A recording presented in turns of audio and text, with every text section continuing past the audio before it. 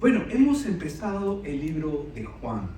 Y si bien es cierto, la semana pasada comenzamos con los primeros 5 versículos donde pudimos ver quién es Jesús.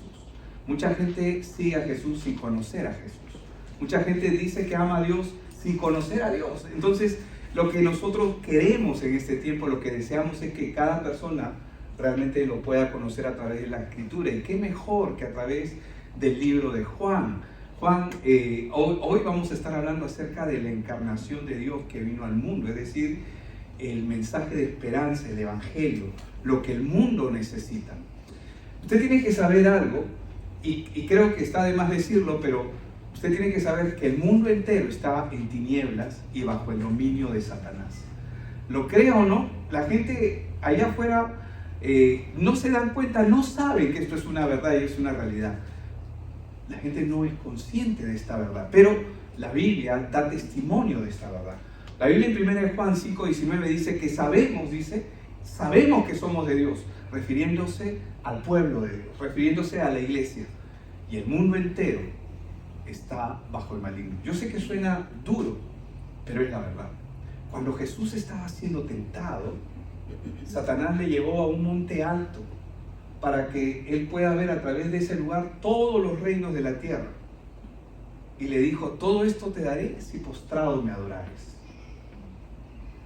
Porque el dominio de la tierra temporalmente está bajo este ser que ya ha sido derrotado, pero aún todavía el Señor, todavía mientras Él no venga, todavía el enemigo va a tener dominio sobre aquellos que no son creyentes, aquellos que aún no escuchan esta verdad, aquellos que aún no han escuchado el Evangelio. Ahora, ¿quién es consciente de esta verdad? La historia bíblica en el Antiguo Testamento ha levantado profetas, ha levantado hombres de Dios para traer esta verdad a su pueblo. Y si bien es cierto, siempre Dios levanta testigos. ¿Qué es un testigo? Alguien que observa y que está viendo lo que está ocurriendo, que evidencia lo que está pasando en el mundo. Cuando usted lea el Antiguo Testamento, que yo le recomiendo que lo haga, mi esposa es una maestra extraordinaria de Antiguo y Nuevo Testamento. Dicho sea de paso, el lunes está llegando, así que estoy emocionado por eso.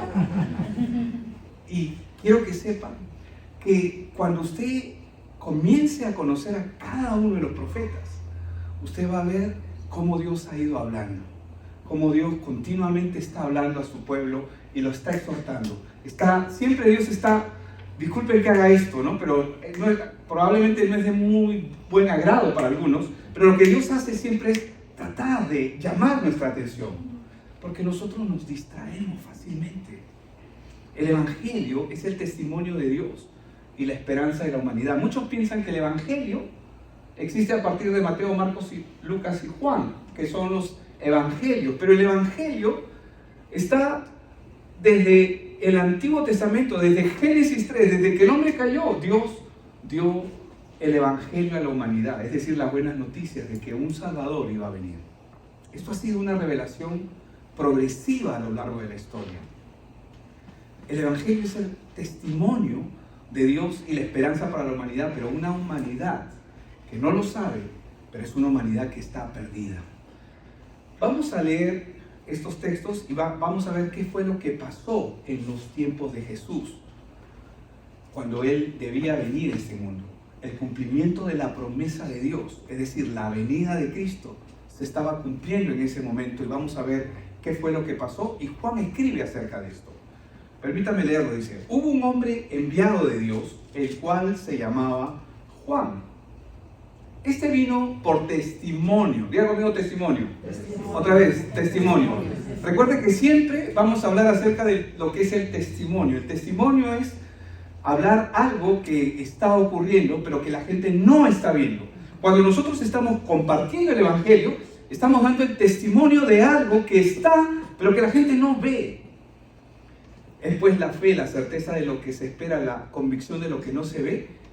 ¿Qué cosa es lo que el mundo no ve? No ve a Dios y no ve el Evangelio. Este vino, dice, por testimonio, para que diese testimonio de la luz, a fin de que todos creyesen por él. No era él la luz, está hablando de Juan el Bautista, sino para que diese testimonio de la luz. O sea, que él no era la luz, pero Dios lo levantó para que él dé testimonio. Aquella luz verdadera que alumbra a todo hombre, dice que venía a este mundo. Está hablando de Cristo, de nuestro Señor Jesucristo. En el mundo estaba, y el mundo por él fue hecho. Pero el mundo, ¿qué dice? No le conoció. Como ahora, mucha gente incluso que pueden estar asistiendo a una iglesia, no conocen al Señor. No lo conocen. A los suyos vino, y los suyos, ¿qué dice? No lo recibieron. Aquí se está refiriendo al pueblo, ¿no? Al pueblo de Israel. Mas a todos los que le recibieron, a los que creen en su nombre, dice, les dio potestad. La palabra potestad significa poder, gobierno, autoridad. Les dio el poder, les dio la autoridad, les dio la potestad. ¿De qué? De ser hechos hijos de Dios. Dice, los cuales no son engendrados de sangre, ni de voluntad de carne. Es decir, los hijos de Dios no se engendran como el ser humano conoce, como comúnmente una persona viene a este mundo. Dice que no es por voluntad de carne, es decir, no es por voluntad de alguien que los hijos de Dios nacen. Ni por voluntad o ni de voluntad de varón, dice, sino de Dios. Los hijos de Dios, ¿cómo nacen? Por voluntad de Dios. ¿Quién decide cuándo un hijo de Dios nace? Dios decide. Le voy a poner el ejemplo sencillo, es nuestras propias vidas. ¿Usted escogió dónde nacer?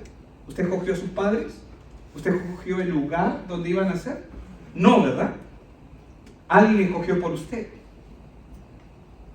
De la misma manera, los hijos de Dios no nacen porque ellos dicen, yo quiero nacer. No, nacen producto del Evangelio. Y vamos a seguir viendo. Y aquí el verbo dice, estamos hablando de Cristo, fue hecho carne y habitó, dice, entre nosotros, y vimos su gloria. Y está dando testimonio Juan, gloria como la del unigénito del Padre, lleno de gracia y de verdad. Juan dio testimonio de él y clamó diciendo, este es de quien yo decía, el que viene después de mí es antes de mí, porque era primero que yo, porque de su plenitud tomamos todos y gracia sobre gracia. Pues la ley por medio de Moisés fue dada, pero la gracia y la verdad vinieron por medio de Jesucristo. A Dios, dice, nadie le vio jamás. El unigénito Hijo que está en el seno del Padre, dice que Él le ha dado a conocer. Amén. Padre, bendice tu palabra, es tu palabra, Señor. Y realmente lo que necesitamos es que tu palabra obre en cada uno de nosotros. Señor, dirige nuestros pensamientos, dirige por favor nuestra mirada hacia ti. Permite que cada uno de nosotros verdaderamente podamos verte a través de la Escritura, ver lo que tú tienes para cada uno de nosotros. Te lo pedimos en el nombre de Jesús. Amén. Hermanos, Juan el Bautista fue enviado por Dios para dar testimonio de la luz de Jesucristo. Yo quiero que ustedes vean, cuando usted lee las Escrituras, usted tiene que aprender a leer las Escrituras acorde con la palabra misma. Porque la Biblia, esta palabra que está acá, da testimonio de sí misma a través de la misma Escritura. Esta palabra se sostiene a sí misma, no me necesita a mí. Por eso, si usted se da cuenta, yo trato de que la mayor cantidad de pasajes bíblicos, porque yo sé que la palabra es la que va a hacer la transformación. Acá no se trata de que esa persona qué bonito habla. No, es la palabra la que tiene que hablar a su corazón. Y Juan el Bautista, lo que nos está diciendo aquí, es que él fue enviado por Dios para dar testimonio de la luz de Jesucristo. Su propósito era llevar a las personas a la fe en el Mesías. Es decir, a pesar de que habían más de 300 profecías que hablaban de la venida de Cristo, como siempre el ser humano es terco. La mayoría de nosotros queremos seguir nuestra propia opinión. Porque nos parece, nos da la impresión, porque así somos, hablo por mí, Así somos. Por eso yo tengo que tener cuidado de mí mismo. Y usted también. Porque a veces nos da la impresión de que lo que nosotros creemos es lo que debe de ser y parecer. Pero sin embargo, cuando nosotros comenzamos a venir a las Escrituras nos van a mostrar algo totalmente diferente, distinto, porque las Escrituras siempre nos van a mandar a separarnos o alejarnos de nosotros.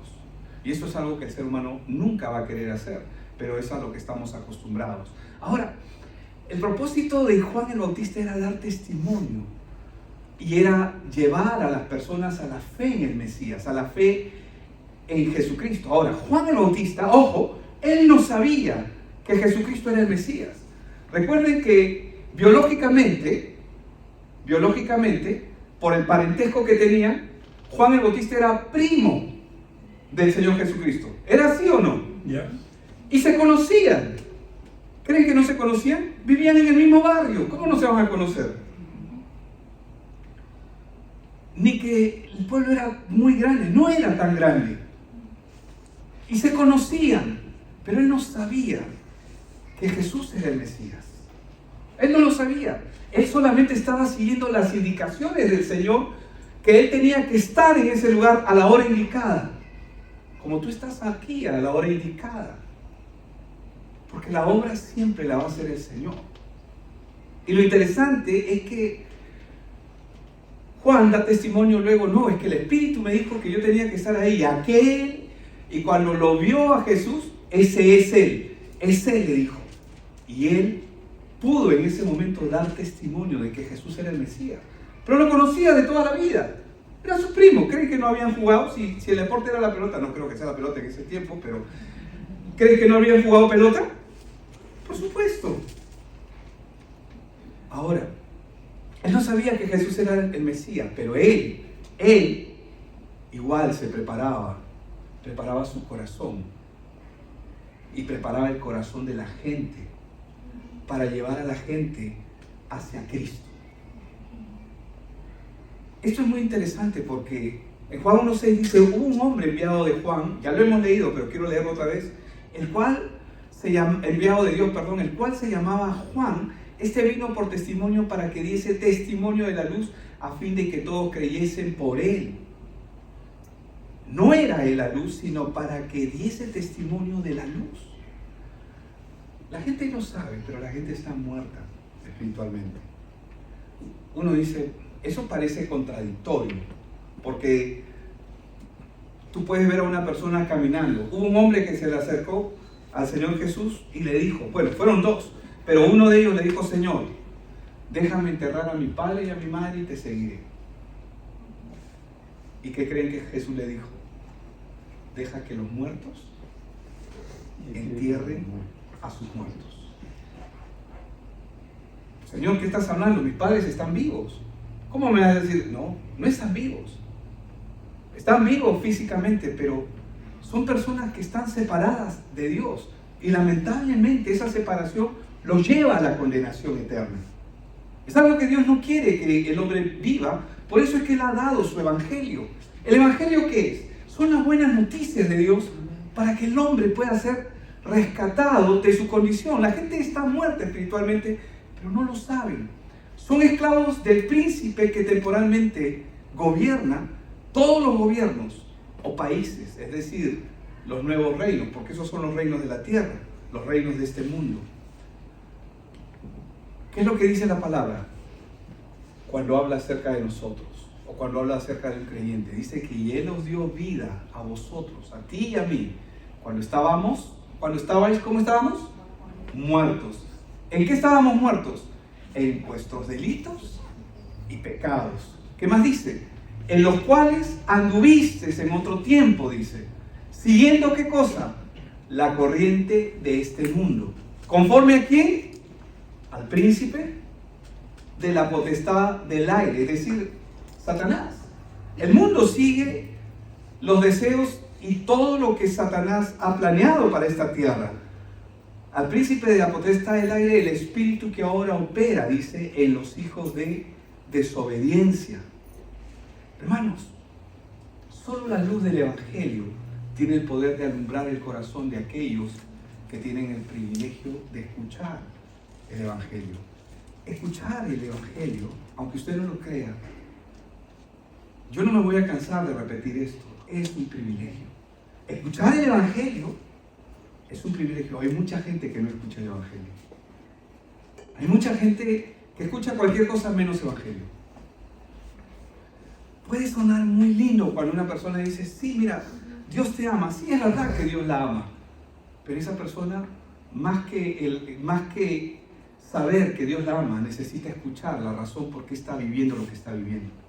Necesita saber cuál es su condición espiritual. Esa persona necesita saber que Cristo no ha venido solo para resolver el problema, que aparentemente es lo que nos está molestando o que estamos viviendo. Él ha venido a resolver algo mucho más grande. Porque a la larga todos vamos a pasar la frontera de la muerte. Por lo tanto, la muerte no es un problema. Jesús, incluso Él ya resolvió el problema de la muerte. Porque cuando Él regrese, los muertos en Cristo resucitarán primero. Si nosotros ya habemos muerto, si es que Él viene, no sabemos cuándo. Ahorita hay rumores de guerra y la gente se asusta, la gente comienza a, ya viene Cristo pronto, viene Cristo pronto. Cristo viene pronto hace 2000 años, hermano. Hace 2000 años Cristo viene pronto. Pablo pensaba que Jesús ya estaba. Estamos hablando del apóstol Pablo, en los días del apóstol Pablo, él pensaba que ya estaba. Y esto de guerras y rumores de guerras es algo que siempre va a ser repetitivo. El problema no es ese. Muchos piensan que el problema es Israel. Sí, porque Israel es nuestro reloj y tenemos que ver. Asegúrate de estar en el Señor. Asegúrate que tu familia esté en el Señor. Porque el problema no es la muerte, el problema será la resurrección. Porque el día que todos resuciten, ¿dónde es que van a resucitar los que amas? O tú mismo, o tú misma. ¿Dónde es que vas a resucitar? Porque solamente hay dos lugares estables, dos resurrecciones. La primera, que es para vida eterna, que es la resurrección cuando venga Cristo. Y la segunda resurrección es para condenación, es para juicio, pero no es un juicio para ver si va a salir la persona libre. Es un juicio de condenación. Entonces, aprendamos a mirar las cosas. ¿Ustedes creen que a Dios se le ha escapado de control lo que está pasando? No me quiero salir del tema, pero a Dios no se le ha escapado nada. Todo está bajo el control de Él. Y sí, claro, es lamentable la pérdida de vidas. Es lamentable. Recuerden, hermanos, que la gente que rechaza a Jesús ya están condenados. Y esa es la condenación, dice la palabra en Juan, que la luz vino al mundo, pero los hombres amaron más las tinieblas que la luz. La condenación, hermanos, no es... hay personas que pueden tener un pensamiento diferente, pero no, el hecho puede sonar muy lindo lo que pueden opinar acerca de diferentes cosas, pero no necesariamente son bíblicas. Tenemos que aprender a ver las Escrituras.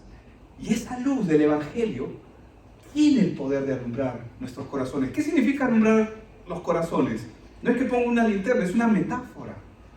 No es que ponga una linterna y comience a alumbrar, sino ¿qué es lo que hace Dios? Alumbra nuestros pensamientos. Hace que podamos ver lo que antes no veíamos. Cuando tú comienzas a ver y te comienzas a gozar. Jesús dijo, nadie puede ver el reino de Dios si no ha nacido de nuevo. Nadie puede ver. Pero si tú estás viendo, si tú estás entendiendo, si tú cuando estás escuchando, estás disfrutando lo que Dios está haciendo, disfruta porque empiezas a conocerle, esas son buenas noticias para tu vida. Significa que Dios ya está trabajando en ti.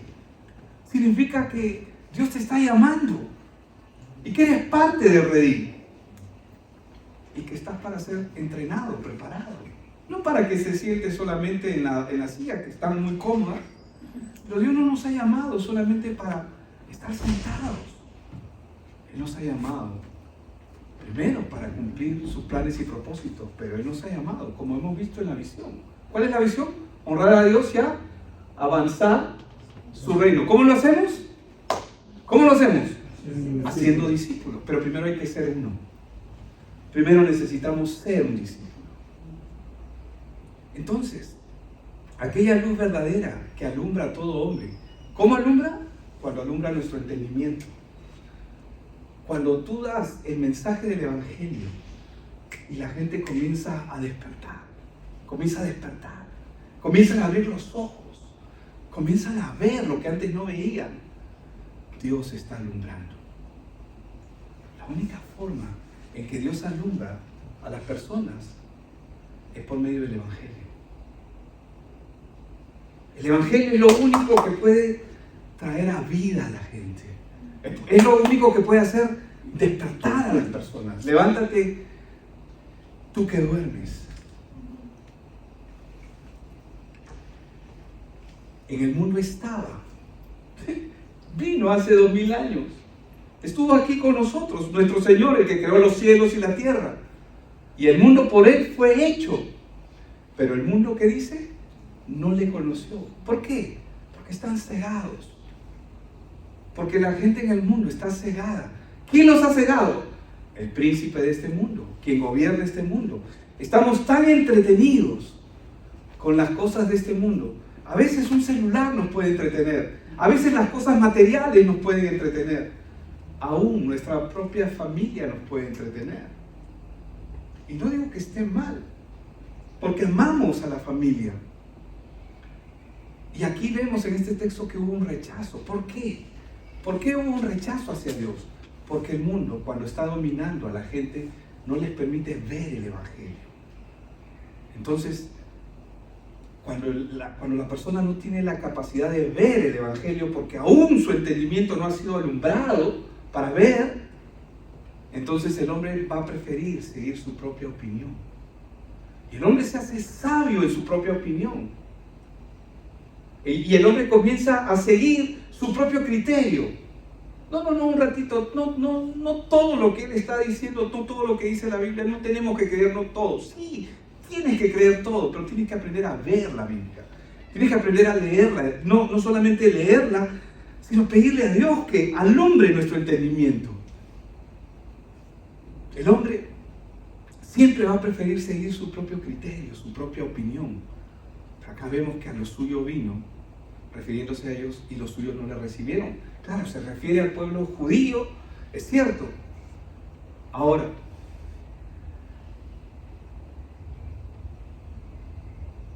este punto, que Dios, el hombre, ¿qué es lo que busca? Que Dios se ajuste a uno. Es decir, sí, Señor, yo creo que yo te voy a seguir a partir de ahora. Señor, yo te prometo, no sé si les ha pasado a ustedes, me ha pasado a mí me ha pasado. Señor, yo te prometo que yo voy a ir a la iglesia todos los días, pero si tú me ayudas, una ayudadita, ¿no? Yo necesito esto. Pero Señor, tú sabes que lo mío es bueno, porque yo lo estoy pidiendo para mí. Tú sabes que además yo voy a dar, yo voy a comenzar a ofrendar y esas cosas, todo lo que la iglesia dice, lo voy a hacer. Pero ¿eso no te suena a extorsión? ¿No te suena a chantaje? Y eso es lo que el hombre muchas veces quiere.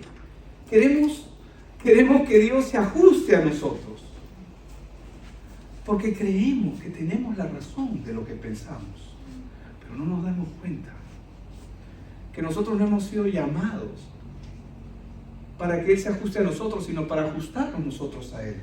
Jesús dijo: yo no hago nada por mi propia cuenta.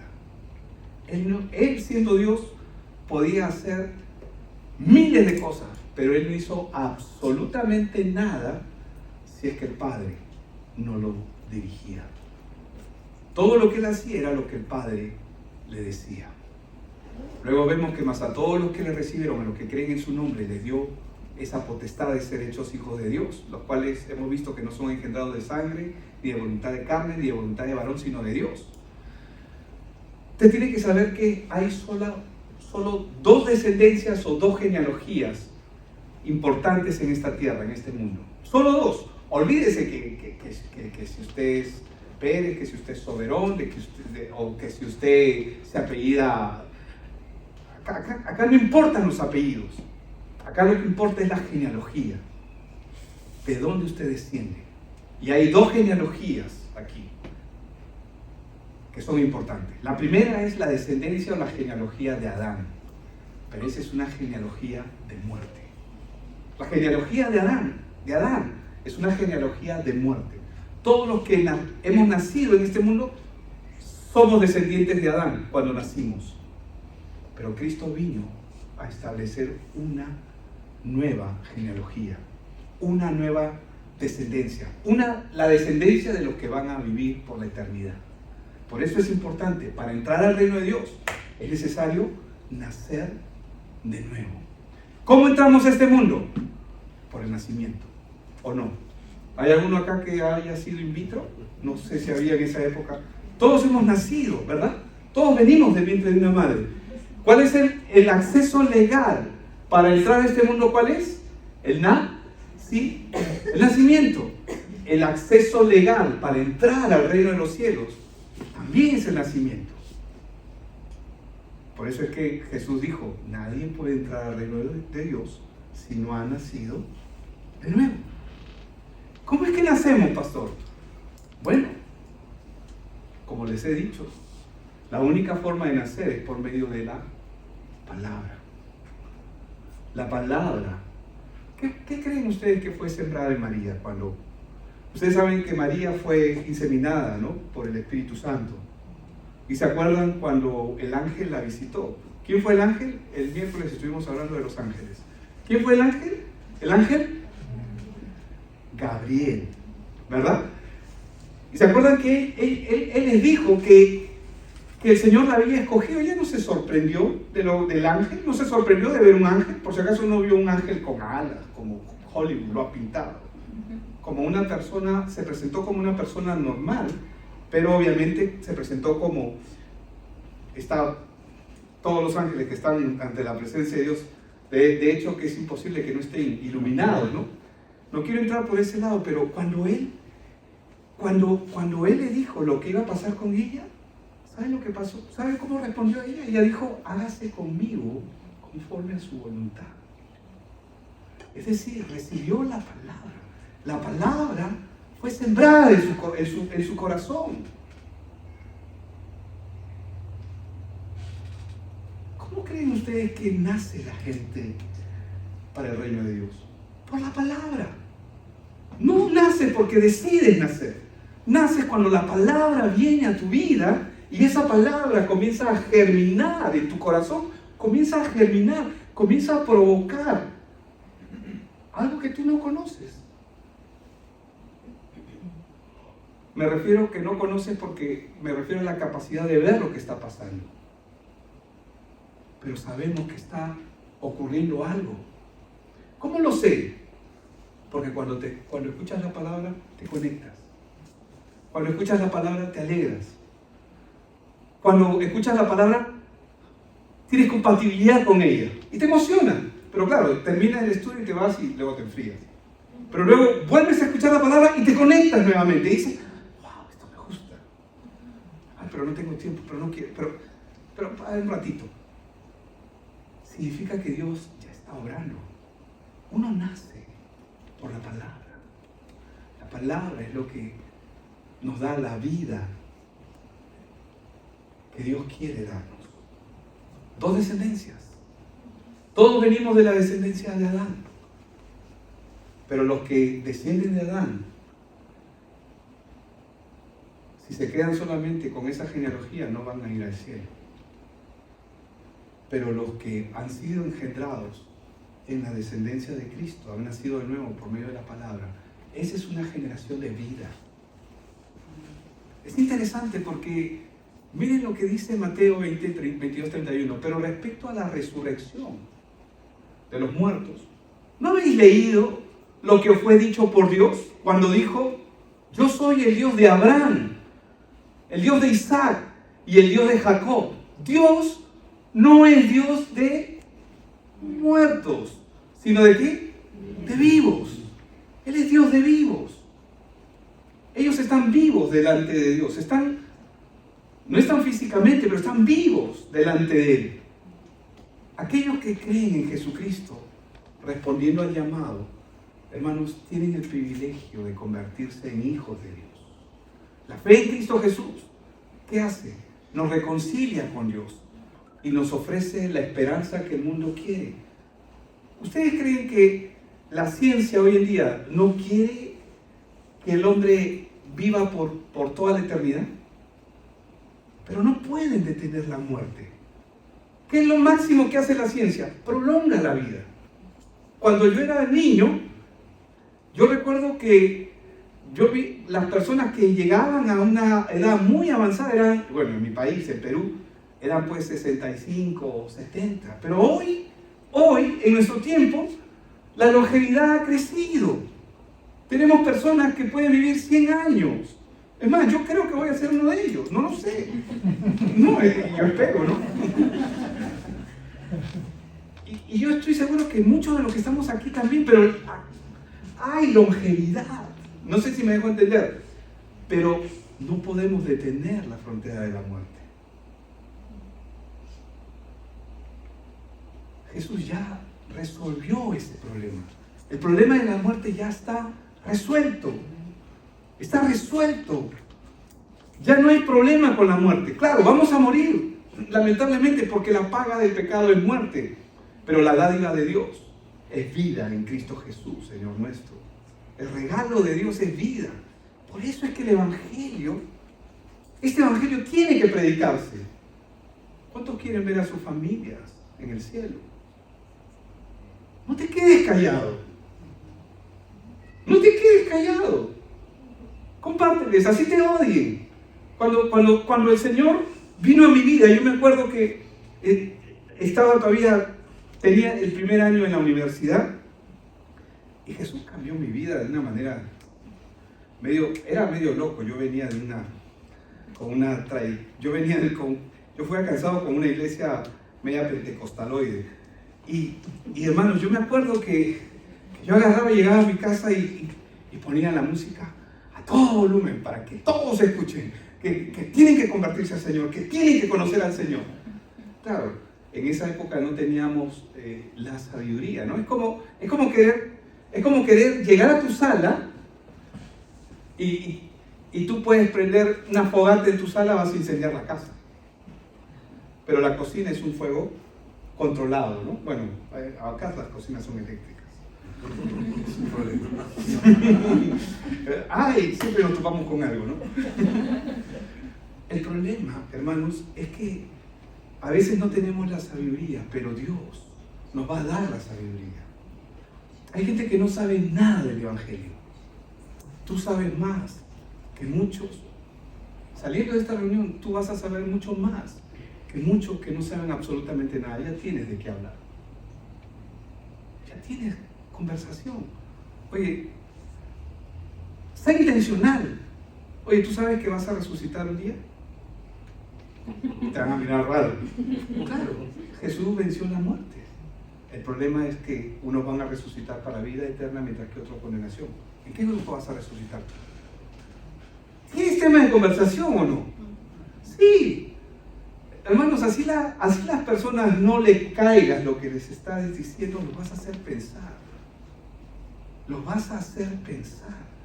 La gente necesita pensar, porque la gente está viviendo en automático. La gente no está disfrutando su vida, la gente no está caminando correctamente, están en automático. Necesitamos sacarlos, despertarlos. ¡Hey, wake up! Perdón que lo haya hecho así, por si alguien se está durmiendo. No, yo sé que nadie se está durmiendo, pero es necesario. Eso es cuando tú aplicas la palabra, eso es lo que va a ocurrir. La gente está esperando por ti. No seamos egoístas. Amén. No seamos egoístas. Hermanos, la fe en Cristo reconcilia al mundo. Y aquel verbo se hizo carne, sí, habitó entre nosotros y vimos su gloria, gloria como la del unigénito del Padre, lleno de gracia y de verdad. Por medio de la encarnación, Dios se hizo un hombre como nosotros. Amén. Juan dio testimonio de él y clamó diciendo: este es de quien yo decía, el que viene después de mí es antes de mí, porque era primero que yo. Y no se está refiriendo porque nació primero, sino se está refiriendo a que Jesús es eterno. Él es Dios. Él estaba con Dios en el principio. Eso lo vimos en Juan 1, cuando lo estuvimos viendo. Hermano, la venida de Cristo, Dios nos lo anunció inmediatamente después que el hombre pecó. Porque de su plenitud tomamos todos, y gracia sobre gracia. Pues la ley por medio de Moisés fue dada, pero la gracia y la verdad vinieron por medio de Jesucristo. Hermanos, a través de Cristo, ¿qué recibimos? El regalo que el hombre no merece. ¿Por qué es inmerecido? Porque tú y yo no estamos en capacidad de cumplir la ley. El requisito para que una persona entre al cielo es nunca haber pecado y no tener la naturaleza de pecado en su vida. Te pregunto, ¿habrá alguien que tenga ese requisito? Todos los que nacemos en este mundo nacemos con primero nacemos contaminados por el pecado y se manifiesta nuestra naturaleza desde niños. Ay, mira qué malcriado ese niño. Ay, sí, es igualito a su papá. Siempre el papá es el culpable, ¿no? Cuando es malcriado. Cuando es inteligente, ahí salió la mamá. Pero lo que nosotros podemos ver es que ese niño comienza a desviarse solo. ¿Por qué? Porque viene con una naturaleza. Nadie puede recibir la salvación por sus méritos. Así haya sido la persona más buena en el mundo, entre comillas, es imposible. Porque es un regalo inmerecido, porque Jesús vivió la vida que tú y yo no podemos vivir. Una vida sin pecado. Nació sin pecado en primer lugar y vivió una vida sin pecado. Nunca pecó. Nunca se equivocó. ¿Cuántos de ustedes han dicho, ay, me equivoqué? Bueno, él nunca lo dijo, porque nunca se equivocó.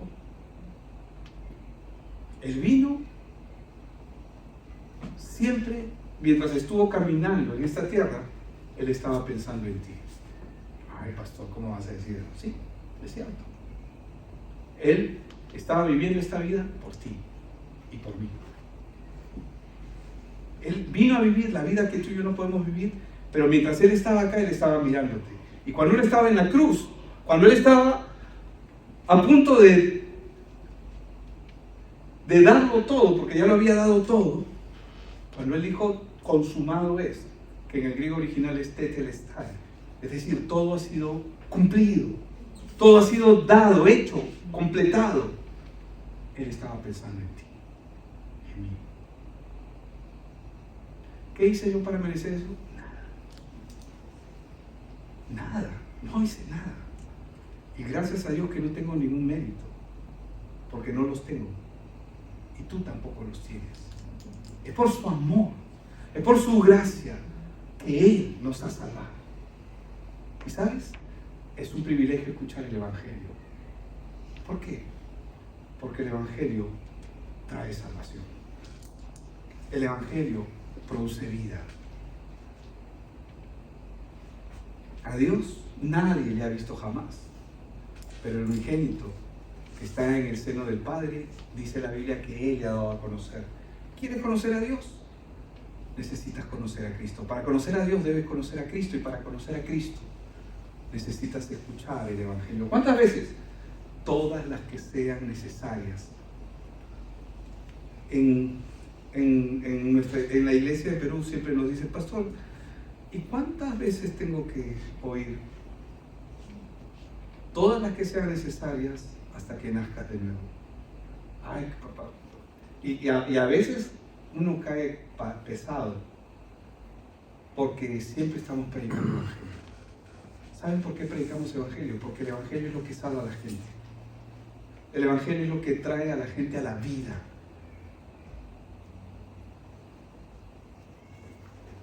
Y es lo que necesitamos escuchar todo el tiempo. Todo el tiempo necesitamos escuchar el Evangelio. Dios es bueno, hermanos. Debes saber que Él vino a pagar una deuda que tú y yo no estamos en la capacidad de pagar. Pagó por nuestros pecados y nos ha comprado a precio de sangre. Aunque nadie ha visto a Dios. Cristo, el unigénito, lo ha declarado, lo ha revelado. Jesucristo nos revela quién es Dios y nos ofrece la oportunidad de conocerlo a través de Él. Nos ofrece la oportunidad de experimentar su amor y de escapar de la condenación eterna, que lamentablemente es la condenación con la que cada persona que nace en este mundo viene. Cada persona que nace en este mundo viene condenada. Esclava de Satanás, es esclavo de Satanás y está condenado a sufrir. La gente está sufriendo. ¿Puedes creer eso? La gente está sufriendo en la calle. Tú puedes ver sonrisas, pero yo no me llevo por las sonrisas. Yo sé que la gente sufre. ¿En qué sentido está sufriendo, pastor? Sufren porque no conocen a Dios y no tienen esperanza en este mundo. No tienen esperanza en este mundo. Este mundo puede parecer y ser bonito, pero es un mundo caído. Cuando Jesús estaba mirando a las multitudes, dice que los miraba con compasión. ¿Por qué? ¿Por qué crees que los miraba con compasión? Porque Él sabe que estaba sufriendo. Él podía ver, este tiene este problema, este tiene este otro problema, este está pasando por esto. Él conocía y dice que los vio como ovejas que no tenían pastor.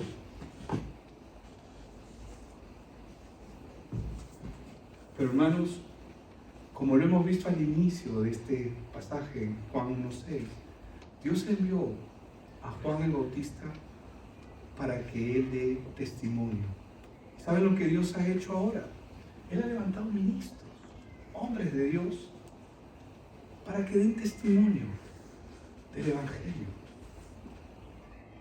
para preparar el camino, para que cada persona que oye el Evangelio pueda venir a vida eterna. Amén.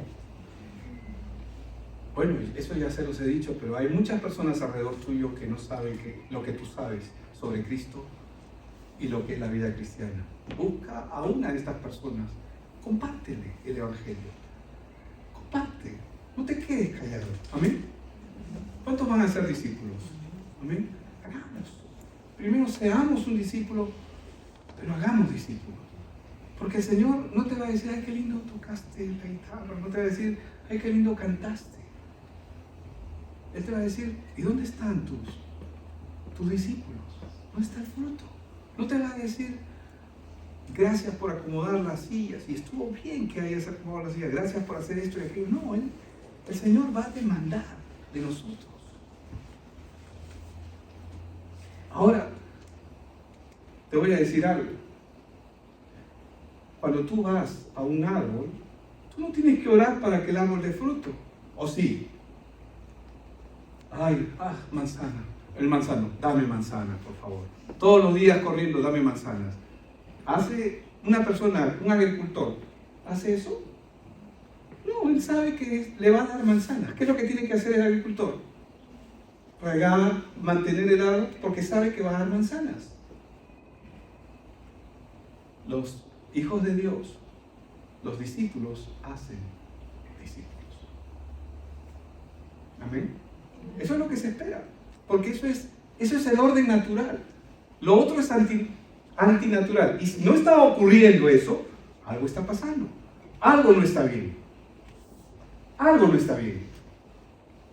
Por eso es que cuando Pablo envía a Timoteo, envía a Tito, los envía a corregir lo que está deficiente. Porque tenemos que poner en orden lo que está deficiente. ¿Amén?